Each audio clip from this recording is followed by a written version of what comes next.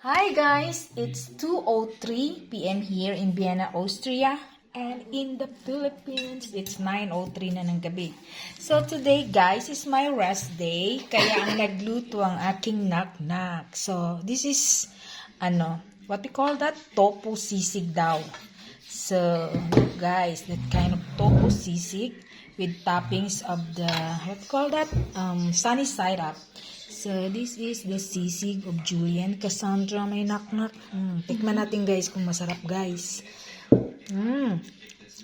Masarap. And, nagluto siya ng dalawang klase.